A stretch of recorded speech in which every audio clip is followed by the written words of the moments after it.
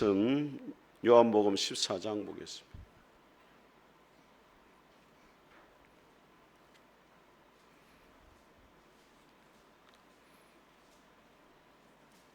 요한복음 14장 16절에서 18절 말씀, 우리 같이 한 목소리로 14절에서 16절 같이 봉독하겠습니다. 시작. 내 이름으로 무엇이든지 내게 구하면 내가 행하리라. 너희가 나를 사랑하면 내 계명을 지키리라. 내가 아버지께 구하겠으니 그가 또 다른 보혜사를 너희에게 주사 영원토록 너희와 함께 있게 하리니 그는 진리의 영이라. 세상은 능히 그를 받지 못하나 이는 그를 보지도 못하고 알지도 못함이라. 그러나 너희는 그를 아나니 그는 너희와 함께 거하시며 또 너희 속에 계시겠습니다. 아멘. 우리 성경 목록과 같이 한번 부르겠습니다. 창세기 출애굽기 레위기 민수기 신명 호수아 사사기 룻기 사무엘상하 열왕기상하 역대상하 에스라 느헤미야 에스더 욥기 시편 잠언 전도서 아가 이사야 예레미야 에가 에스겔 다니엘 호세아 요엘 아모스 오바댜 요나 미가 나움 하박국 서바냐 학개 스가랴 말라기 마태 마가 누가 요한 사도행전 로마서 고린도 전후 갈라디아서 에베소 빌립보 골로새 데살로니가 전후서 디모데 전후 디도서 필레몬이 브리아 고보 베드로 전후 요한 1, 2, 3 유다스 요한 계시록 구약 39권에다 신약 27권으로 성경 66권이라. 자, 오늘 우리 성령님에 대해서 우리 위에 방송실 성령님으로 바로 넘겨주세요. 예수님 말고 뒤로 쭉 넘어가서. 자, 옆에 분 한번 인사하겠습니다. 잘 오셨습니다. 은혜 받으시기 바랍니다. 성령님으로 넘겨주세요. 자, 지난주 배웠던 거 한번 복습하겠습니다. 예수님은 그리스도라 했는데 그리스도의 뜻이 뭡니까, 여러분? 기름 부음을 받은 자입니다. 자, 참고적으로 그때 기름은 무슨 기름이에요? 감람유입니다. 감람유. 예수님이 기도하시는 동산 이름이 무슨 동산입니까? 감람산이잖아요. 여러분 이스라엘 가시면은 예루살렘이 보이는 그 동쪽의 산이 감람산입니다. 왜 감람산이? 감람나무가 그리 많아요. 올리브 나무가. 그리고 감람산이 있는 동쪽에 있는 그 동산 이름이 뭐냐면 겟세마네 동산입니다. 겟세마네라는 말은 기름을 짠다 이 말이에요. 기름을 짠다. 기름 털이 곳곳에 있었습니다. 올리브 기름을 짜는 그 털이. 그래가지고 그 이름을 무슨 동산? 겟세마네 동산. 그 예수님이 겟세마네 동산에서 기름을 짜듯이 피땀을 흘리면서 간절히 기도하셨잖아요. 얼마 전에 이제 박덕경 선교사님하고 저희 통화를 하겠습니다. 그 자영 되시는 우리 교회 오다 보면 2층에 보면 본당에 그림이 하나 있잖아요. 우리 교회 정경 그림 보셨어요? 여기 2층에. 그게 박옥남 권사님이 그리신 건데 박덕경 선교사님 그 누님이시거든요. 국전에 그 당선이 되신 부산시 미술협회 협회장도 하고 있어요. 그래서 저 정도 그림이면 한 2천만 원 정도 받습니다. 여러분 별로 안 놀라시네. 그러니까 2천만 원을 우리에게 헌금하신 건데 그러니까 붓질을 엄청 많이 했어요. 붓질할 때마다 우리 교회를 위해서 기도하는 마음으로 이렇게 그리셨다 하더라고요.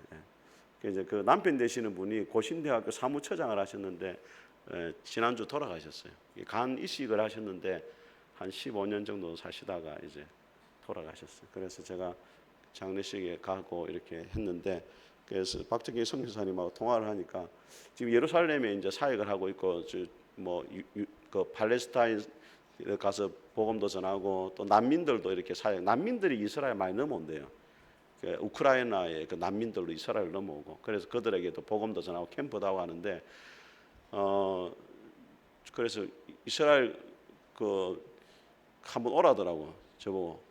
예, 기다리라 했던 이야기를 했는데, 그 비용이 얼마 드냐 물어보니까 비행기 값 빼고 한 100만 원 정도 있으면 선교사님이 있는 그 게스트하우스하고 또 옆에 옆집하고 같이 있대요. 그래서 성도들이 마음 있으면 같이 한번 그 한 100만 원 비행값이 한 150 정도 되잖아요, 그죠? 예, 그러면 배 타고 가야 되면 배 타고 가면 부산항에서 출발하면 한 달 걸리는데 거리 가든지 아니 늘 행편이 어려면 배를 타고 가든지, 하여튼 뭐 그렇게 준비가 되면 여러분들도 한번 그런 그 비전을 좀 가지세요, 여러분. 예수님이 살아 계셨던 땅을 한번 밟아본다는 게 참 의미가 있는 거잖아요. 그래서 여러분들이 기회가 되시면 한번 이렇게 생각을 하셔가지고 한 2년 정도, 한 달에 한 5만 원, 10만 원이 모으면 2년 정도 모으면 한 250만 원 되잖아요. 그러면은 그거 가지고 이렇게 갈 수 있으니까 그렇게 한번 비전을 가지고 한번 해보시면 좋겠어요. 자, 성령님. 자, 성령님이 이제 신약 성경에 가장 먼저 나오는 장면이 이제 마태복음 3장인데 같이 한번 읽어보겠습니다. 시작. 예수께서 세례를 받으시고 그 물에서 올라오실새 하늘이 열리고 하나님의 성령이 비둘기 같이 내려 자기 위에 임하심을 보시더니 하늘로부터 소리가 있어 말씀하시되 이는 내 사랑하는 아들이요 내 기뻐하는 자라 하시니라. 자, 우리가 성령님, 성부 하나님은 우리가 익히 알고 있죠. 또 예수님도 누구인지 잘 아시는데, 자, 오늘날은 사실 성령님의 시대거든요. 왜냐하면은 자, 오늘 요한복음 14장 16절 한번 보겠습니다. 16절 같이 읽어보겠습니다. 시작. 내가 아버지께 구하겠으니 그가 또 다른 보혜사를 너에게 주사 영원토록 너희와 함께 있게 하리니. 예수님이 떠나가실 때 누구를 보내주신다고 했습니까? 성령님을 보내주신다고 했어요. 그래서 예수님이 떠나서 하늘로 올라가셔서 하나님 보좌 우편에 앉으셨다는 확실한 증거가 뭐라고요? 오순절날 누가 오셨다고요? 성령님이 오셨다는 거예요. 아, 예수님이 성령님을 보내주신다고 했는데 실제로 예수님이 하늘로 올라가셨고 우리에게 성령을 보내준 사건이 오순절날 성령 강림이란 말이에요. 그럼 성령님은 어떤 분이냐? 이 삼위일체를 우리가 잘못 이해하면 이렇게 이해하는 분이 있습니다. 옛날에 부흥사들이 과거에 뭐라 말했냐면 집에 오면은 아버지고 회사 가면은 사장님이고 교회 오면은 집사님이고, 한 사람이 역할을 다르게 한다는 거예요. 원래 하나님은 한 분인데 구약 시대는 성부로 나타나셨고 신약에는 예수님으로 오셨고 그 다음에는 성령님으로 오셨다. 한 분이 가면을 바꾸어 쓰는 식으로 이렇게 이해를 했단 말이에요. 그런 삼위일체를 이단이라고 합니다. 그렇게 말하면 이단이에요. 그렇게 한번 들어보신 분 한번, 나는 그런 설교를 한번 들어봤다. 들어봐야 정상인데 옛날에 다 그렇게 들었거든요. 하나님은 한 분인데 구약에서는 성부로 또 신약에서는 예수님으로 지금은 성령님으로 오셨다. 이것을 신학적 용어로 따라하면 양태론, 모양을 바꾼다는 거예요. 하나님 한 분인데 옛날에 과거에 장경동 목사님이 부흥회를 하면서 TV에서인가 아마 이렇게 설교를 한 적이 있는가 봐요. 장경동 목사님이 워낙 유명한 분이잖아요.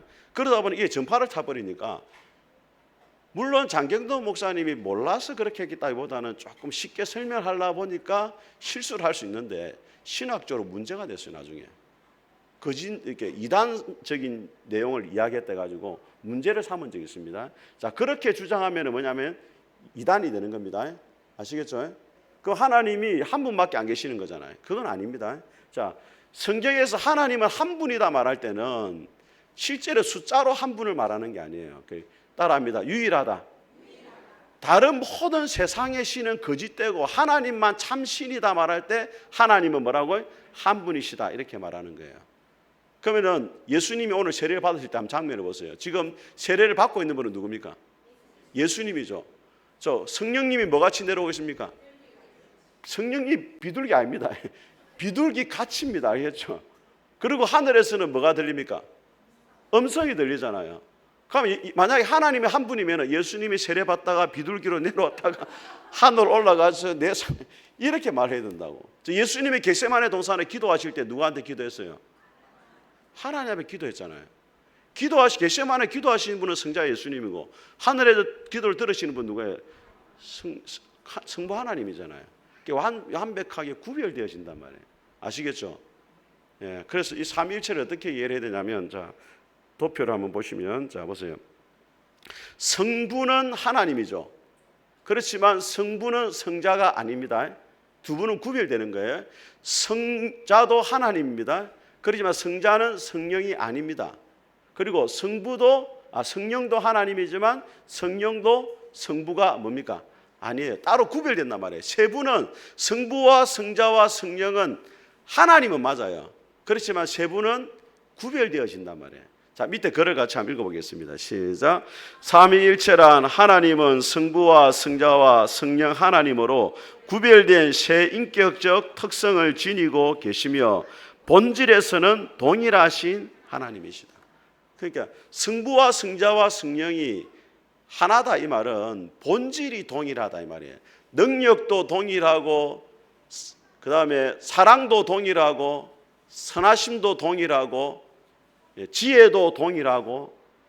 삼위일체를 할 때 이를 갖다가 숫자로 이해하면 잘못 이해하는 거예요.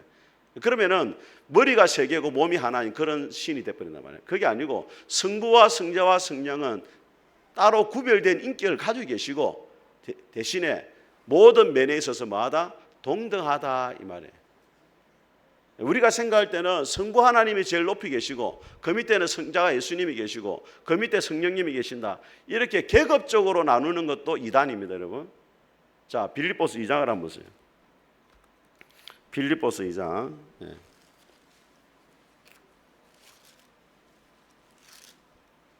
빌립보서 2장. 자, 몇 페이지에 나옵니까? 319, 20. 자, 찾았습니까? 자, 여러분 6절과 자, 8절까지 같이 한번 읽어보겠습니다. 여러분 한번 읽어보겠습니다. 시작.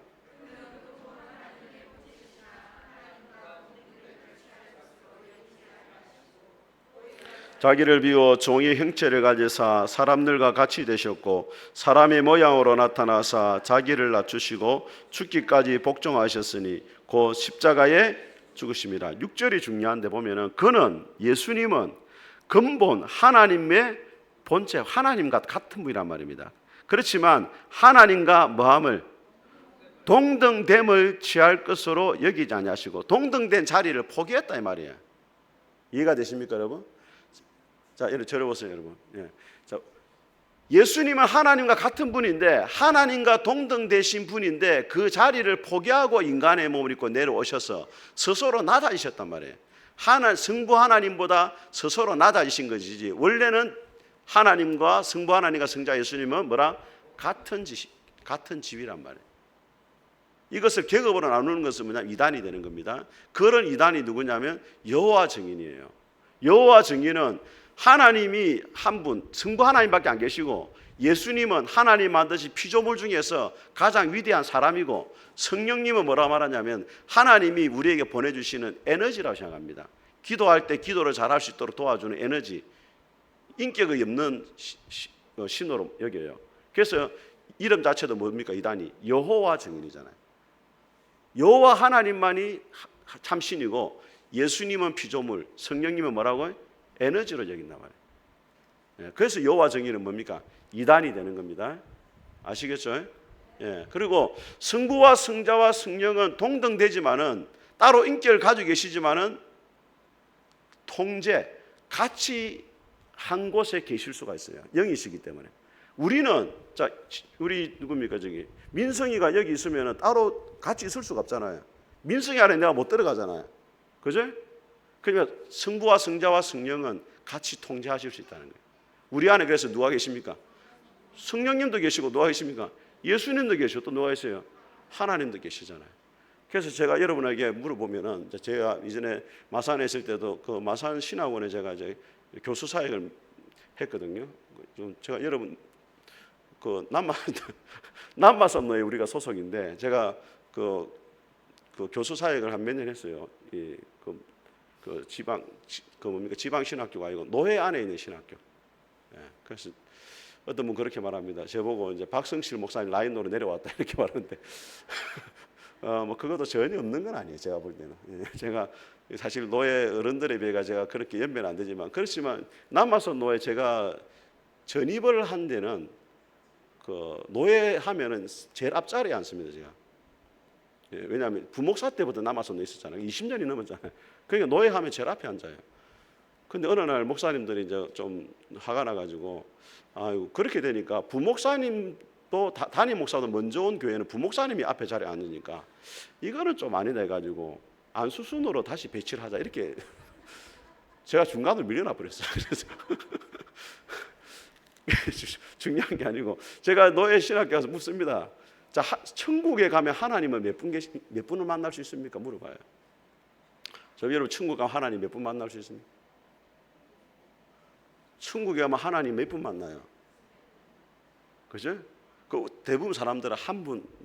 이게 하나님은 한 분이시다 이거를 오해를 해가지고 숫자로 하나로 생각하니까 잘못된 거예요. 자, 계시록 5장을 한번 보세요. 요한계시록. 요한계시록. 자.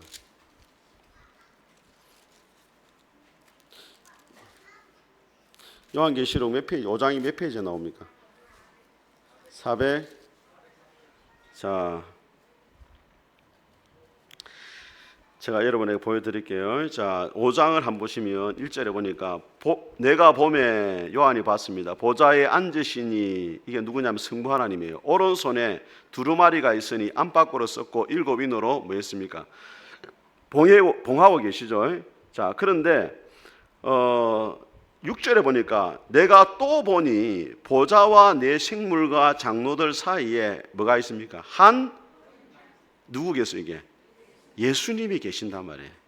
일찍 죽임을 당한 것 같더라. 아, 예수님이 십자가에 죽으신 예수님이 어린 양 제물로 바쳐지셨다는 것을 상징적으로 보여주는 겁니다. 자, 그리고 그에게 7뿔과 7눈이 있으니 이 눈들은 이 땅에 보내심을 받은 하나님의 뭐라고요? 영이라 이렇게 되어 있어요. 자, 7절을 같이 한번 읽어보겠습니다. 시작. 나와서 보좌에 앉으신 오른손에서 두루마리를. 자, 이미 그렇게 계시록 5장에 보니까 성부 하나님이 나오고 또 누가 나옵니까? 성자 예수님이 나오죠. 자, 4장 5절을 한번 보세요. 4장 5절. 또 누가 나오는지 보세요. 4장 5절 계시록. 자, 5절에 보니까 보좌로부터 번개와 음성과 우레소리가 나고 보좌 앞에 켠 7등불 7이 있으니 이는 하나님의 7 뭐라고요? 성령님을 완전한 성령이라 말해가지고 하나님의 7 뭐라고요? 영이다 이렇게 표현하고 있어요. 성령님의 모든 사역에 있어 완벽하다 말해가지고 하나님의 7 영이다. 그러니까 보좌 앞에 누가 계십니까? 지금 보세요. 저를 보세요. 성부 하나님 보좌에 계시죠. 죽임당한 어린 양이 앞에 계시죠. 또 7 영으로 누가 계십니까? 성령님이 계시죠. 그럼 천국에 가면 하나님 몇 분 계십니까? 3분이죠. 근데 이 3분을 우리가 계급으로 나눈다든지 또 뭐 지위에 차등이 있다든지 이렇게 오해하면은 이단이 되는 겁니다. 아시겠죠? 이 정도로 아시면 여러분 삼위일체를 그래도 어느 정도 감을 잡는 거예요. 예. 이렇게 감 잡기도 쉽지 않습니다. 여러분 진짜 감이 떨어지는 분인데 이 정도 감 잡기도 쉽지 않아요. 예. 삼위일체를 이렇게 이해하셔야 된다. 우리가 과거에는 한 몸 안에 3분이 계시는 걸로 이렇게 좀 오해하시, 일체를 몸으로 생각하니까 머리가 3개고 몸이 하나고 이렇게 이해할 때가 많았고 또 하나님이 모양을 바꿔가지고 성부로 나타났다가 이렇게 이해할 때가 많았는데 그게 아니다. 자, 다시 한번 정의를 읽어봅니다. 시작. 삼위일체란 하나님은 성자와 성령 하나님으로 구별된 세 인격적 특성을 지니고 계시며 본질에서 동일하신 하나님이시다. 구별된 세 인격을 가지고 계시고 삼위라고 말할 때 위를 인격이에요.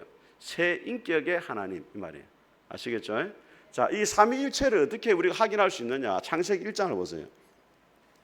하나님이 세 인격을 가지신 분이라는 것을 어디부터 나오냐면 창세기 1장.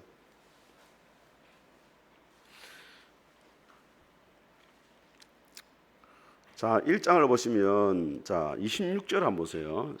같이 읽습니다. 하나님이 이르시되 우리의 형상을 따라 우리의 모양대로 우리가 사람을 만들고, 여기 뭐가 나옵니까? 우리가 나오잖아요. 그러니까 여기 우리는 누구를 말합니까? 성부와 성자와 성령 하나님이다. 자, 10장도 한번 보겠습니다.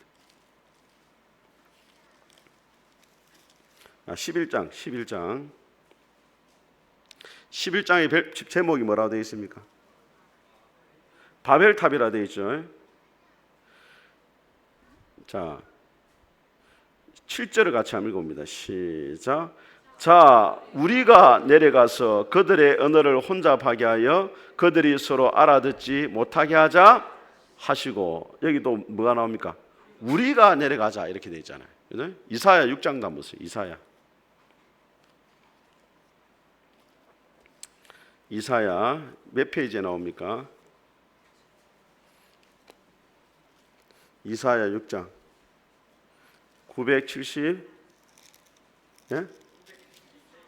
972페이지 4페이지. 자, 이사야 6장을 한번 보세요. 자, 이사야 6장 제목이 뭡니까? 이사야를 선지자로 부르시는 장면이 나옵니다. 그때 8절을 같이 읽어봅니다. 시작. 내가 또 주의 목소리를 들으니 주께서 이르시되 내가 누구를 보내며 누가 우리를 위하여 갈고 하시니 그때 내가 이르되 내가 여기 있나이다. 예, 하나님이 누가 우리를 위해서 가겠느냐? 그럼 여기도 삼위일체라는 말이 나오는 거죠. 아시겠죠? 이사야 선지자가 뭐라 말해서 따라하면 주여 나를 보내소서. 예, 여러분이 교회를 섬기다 보면은 참 여러 가지 부족한 부분이 보이잖아요. 그거는 부족한 부분이 보이는 이유가 뭐예요? 그걸 하라고 하는 겁니다. 아시겠죠? 예, 주님, 교회가 지금 청소가 안 돼 있습니다. 왜 이리 청소가 안 돼 있습니까? 목사님 도대체 뭘 하십니까? 그게 아니고 청소가 안 돼 있다는 게 보이는 건 주여 제가 하겠습니다. 이래. 보는 사람이 해야 돼요. 아시겠죠? 아멘 안 하시겠죠? 자, 그럼 성령님은 뭘 하시는 분이냐? 자, 14장 26절 같이 읽어봅니다. 시작. 보혜사 곧 아버지께서 내 이름으로 보내실 성령 그가 너희에게 모든 것을 가르치고 내가 너희에게 말한 모든 것을. 자, 성령님의 별명이 뭐예요? 예? 보혜사라 되어 있잖아요. 이게 한자인데 보호할 보자에 은혜 해자에 서승사자로 썼더라고. 보호해 주시고 은혜를 베푸시는 분인데 원어에 보면은 뭐라고 되어 있냐면 한번 따라합니다. 곁에서 도와주시는 분. 이게 정확한 의미입니다. 곁에서 도와주실 분을 보낸단 말이에요. 그죠? 근데 아버지께서 내 이름으로 보내주실 성령 뭡니까? 따라하면 그가. 자, 이게 중요합니다, 여러분. 그가라는 말은 인격을 가지신 분이란 말이에요. 성령님이. 근데 여러분 제가 여호와 증인이 쓰는 신세계 역이라는 성경책이 따로 있습니다. 여호와 증인이 쓰는 책은 거의 비슷해요. 성경 똑같아요, 거의. 근데 몇 가지를 자기들이 바꿔놨어요. 그 중에 하나가 뭐냐면 저 14장 26절입니다. 그가를 뭐로 바꿔놨냐면 그것으로 바꿔놨어요. 성령님을 물질로 바꿔버렸다. 자기들 마음대로 원어에 안 맞는 것을 그것으로 해놔버렸어요. 제가 찾아보니까. 근데 그가라고 말하고 있어요. 이 그가라는 말이 중요한 것은 성령님은 인격이 있어가지고, 인격이라는 말은 생각하신다는 거죠. 마음에 근심하신다는 거죠. 또 필요하면 우리에게 지시하시고 가르치시고 움직이신다는 거예요. 인격을 가지셨다면. 아시겠습니까? 근데 성령님의 별명이 뭐라고요? 보혜사, 곁에서 도와주시는 분. 자, 근데 예수님이 뭐라고 말씀합니까?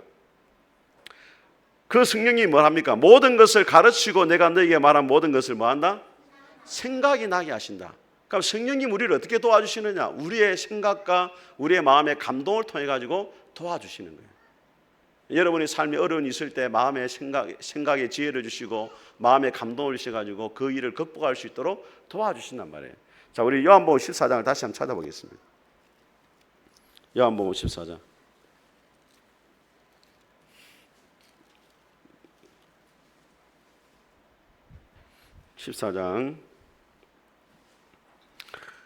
자, 16절 한번 보세요. 16절. 이 중요한 말씀이 나옵니다. 16절. 같이 읽어봅니다. 시작. 구하겠으니 그가 또 다른 보혜사를 너에게 주사 영원토록 너희와 함께 있게. 자, 예수님이 하나님께 구하는데 따라합니다. 또 다른 보혜사. 자, 저를 보세요, 여러분. 예. 자, 또 다른 보혜사를 보내준다 이 말은 지금까지는 곁에서 도우는 보혜사의 역할을 누가 했다는 겁니까? 예수님이 했다는 거예요. 내가 너희들과 함께 보혜사 역할을 했는데 내가 떠나가니까 내 역할을 똑같이 해줄 수 있는 또 다른 보혜사, 도와주는 분을 보내는데 그분이 누구라고요? 성령님. 그럼 성령님은 누구와 같은 분이냐면 예수님과 같은 분이란 말이에요. 쉽게 생각하면 예수님이 육체로 계셨기 때문에 한 곳에 있을 수밖에 없었고 시간의 제약을 받을 수밖에 없었잖아요. 근데 성령을 보내주시면 성령님은 전 세계에 있는 모든 제자들과 성도들에게 함께 계실 수 있기 때문에 예수님이 떠나가는 게 더 유익했다 이렇게 말씀을 하시는 거예요. 아시겠습니까? 예, 성령님이 누구라고요? 따라하면 곁에서 도와주시는 분. 여러분 신앙생활 잘할 수 있도록 도와주시고 힘들고 어려울 때 위로하고 격려해가지고 하나님의 사명을 감당하도록 도와주시고 위로해 주시는 분. 그래서 베니 힌이라는 목사님이 이전에 지은 책이 있습니다. 책 제목이 뭐냐면 따라해보세요. 안녕하세요 성령님. 그 책 제목이에요. 우리가 성령을 너무 성령 받아라 하니까 막 부흥회 때 가면 성령 받아라 하니까 성령이 이 복덩이인 줄 알아요. 성령 받아라 막 하니까 이쪽에서 우리도 주세요. 니도 받아라. 이 성령님이 그런 분이 아닙니다, 여러분. 제가 성령님이라 하잖아요. 성령이라고 안 하잖아요. 성령님, 예수님과 같은 분, 곁에서 우리를 도와주시는 분. 이해가 되십니까, 여러분? 자, 같이 한번 읽어보겠습니다. 자, 큰 목소리 같이 읽습니다. 시작. 그러므로 내가 너에게 알리노니 하나님의 영어로 말하는 자는 누구든지 예수를 저주할 자라 하지 아니하고 또 성령으로 아니하고는 누구든지 예수를 주시라 할 수 없느니라. 자, 성령님이 하는 가장 중요한 첫 번째 일이 뭐냐면 예수님을 주라고 고백하게 하는 거예요. 그러니까 여러분이 예수님을 믿게 된 게 누가 도와주신 거예요? 성령님이 우리 안에 오셔가지고 예수님을 믿을 수 있도록 도와주신 거예요. 그래서 여러분들이 예수님을 주라 부르고 하나님을 아버지라 부를 수 있게 된 거지 성령이 안 오시면 그 일을 못 한다는 거예요. 네. 자, 두 번째 성령님 하시는 일이 뭐냐면 자, 같이 한번 읽어보겠습니다. 시작. 성령의 나타내심은 유익하게 하려 하심이라. 어떤 사람에게는 성령으로 말미암아 지혜의 말씀을, 어떤 사람에게는 각 성령을 따라 지식의 말씀을, 다른 사람에게는 같은 성령으로 믿음을, 어떤 사람에게는 한 성령으로 병 고치는 은사를, 어떤 사람에게는 능력 행함을, 어떤 사람에게는 예언함을, 어떤 사람에게는 영들 분별함을, 다른 사람들에게는 각종 방언 말함을, 어떤 사람에게는 방언을 통역함을 주시나니 이 모든 일은 같은 한 성령이 행하사 그의 뜻대로 각 사람에게 나누어 주시는. 자, 1절을 다시 한번 읽습니다. 시작. 이 모든 일은 같은 한 성령이 행하사 그의 뜻대로 각 사람에게. 성령님이 두 번째 하는 일은 뭐냐면 은사를 뭐한다? 나누어 준단 말이에요. 그럼 여러분에게는 어떤 은사가 있습니까?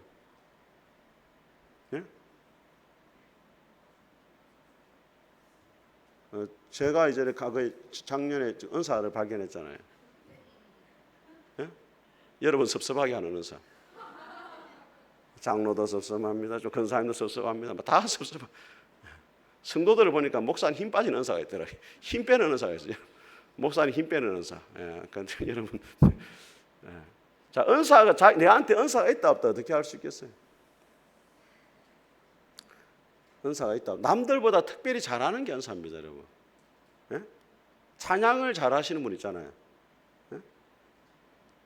저는 찬양의 은사가 없어요. 찬양의 은사가 없지만 찬양을 해야 됩니까, 안 해야 됩니까? 해야 됩니다. 전도에 은사가 있는 게 있고, 그렇지만 전도는 명령이기 때문에 누구나 해야 돼요. 그건 특별한 은사를 가진 사람이 있어요.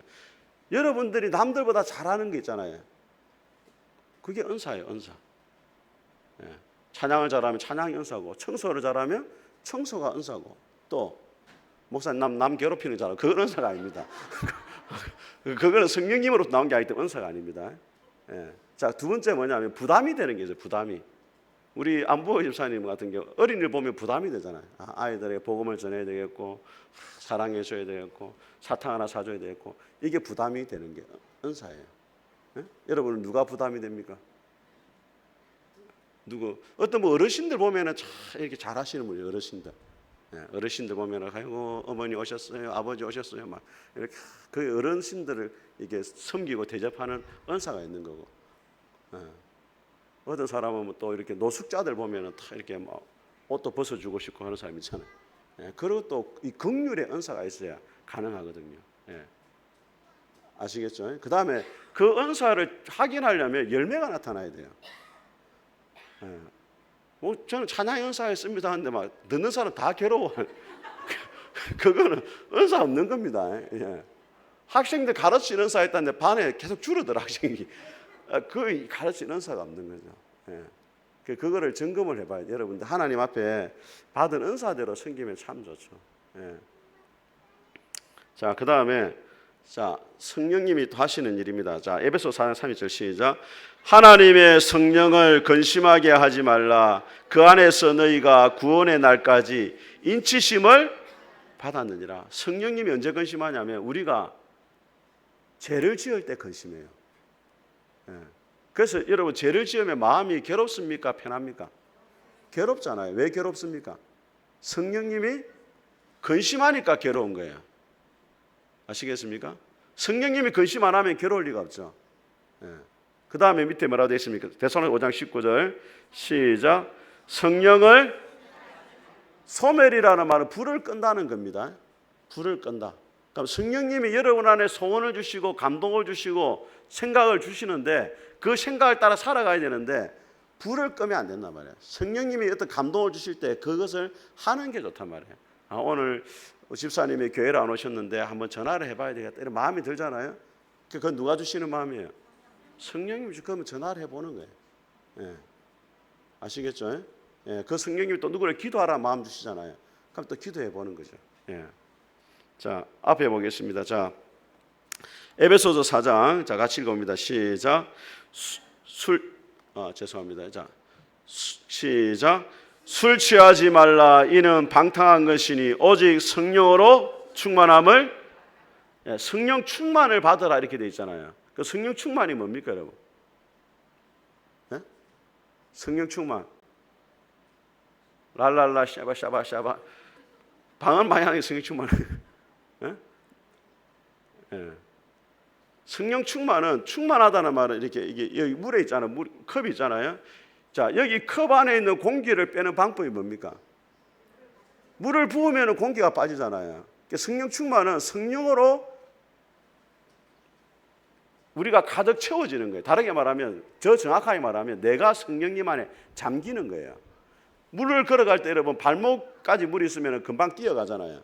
그런데 물이까지 차면 내 마음대로 할 수 있습니까? 없습니까? 못 하잖아요. 지배를 받아야 되잖아요. 성령 충만은 따르면 성령 충만은 성령님께 지배를 받는 것이다.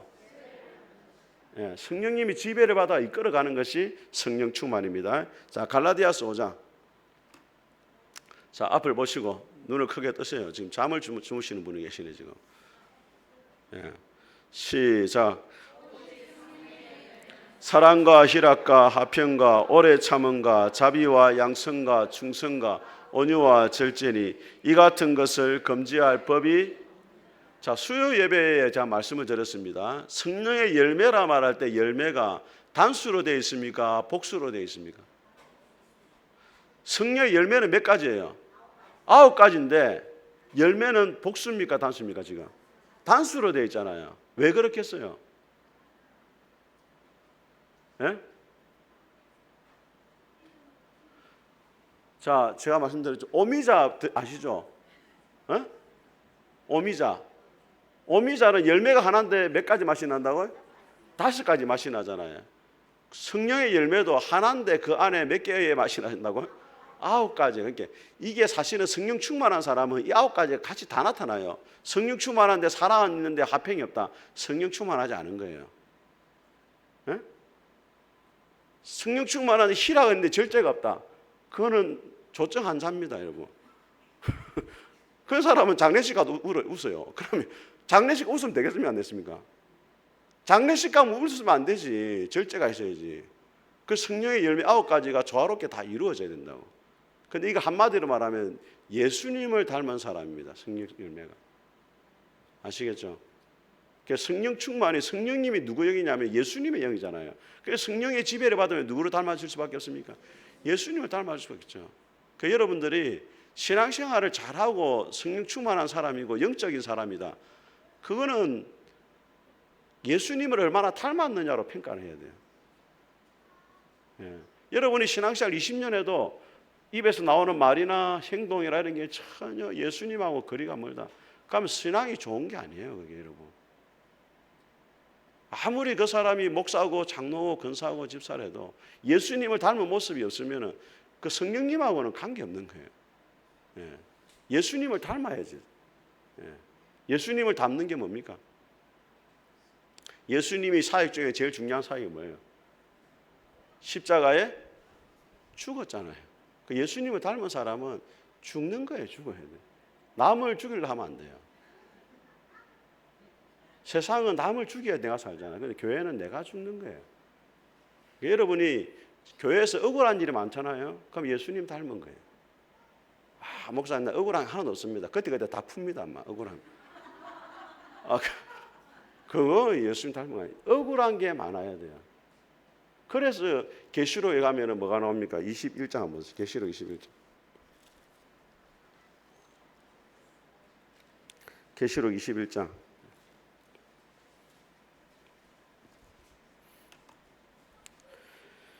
자, 마지막 계시록 21장 4절을 봅니다. 제가 읽어봅니다. 모든 눈물을 그의 눈에서 닦아 주시니. 자, 이게 천국의 모습 가운데 하나가 뭐예요? 뭘 닦아줍니까? 왜 닦아줍니까? 눈물을. 예수님 믿어가지고 이 땅에서 고난을 당하고 억울한 일이 너무 많은, 예수님 때 억울한 일을 많이 겪었잖아요. 그러니까 주님이 내가 안다 아들아 하면서 눈물을 닦아줘. 네가 내 때문에 많이 참고 고생하고 힘들어했던 거 내가 다 알고 있다. 눈물을 닦아줘야 돼. 근데 천국 가는데 눈물이 흘릴 눈물이 없네. 너무 억울한 일 안 당해가지고. 예, 그거는 예수님을 닮은 게 아니에요. 진짜 예수님을 닮은 사람은 억울한 일이 많아요. 그래서 여러분 요한계시록에서 천국에 갔는데 예수님의 모습이 뭐로 나와 있다고요? 아까 봤잖아요. 금방 까먹었어요. 또 어린 양으로 나와 있었잖아요. 왜 예수님이라 말하지 않고 어린 양으로 나와 있습니까? 예수님이 죽었잖아요. 예수님이 하신 일이 양으로 죽는 일이라고. 근데 뒤에 보면 또 뭐라고 사자가 나옵니다. 예수님이 사자로 나와요. 양으로 죽었지만 하나님이 사자로 만드신 거예요. 만왕의 왕으로. 그러니까 여러분들은 양으로 죽어서 사자의 길로 가야 돼요. 사자가 돼가 양을 잡으면 안 됩니다. 그거는 주님의 길이 아니에요. 주님의 길은 양으로 가서 사자가 되는 거예요. 예. 양으로 먼저 죽어야 사자의 길을 가는 거예요. 예. 아시겠죠? 많이 죽어야 돼요, 여러분. 예. 주님의 이름으로 축복합니다. 같이 한번 찬송하겠습니다.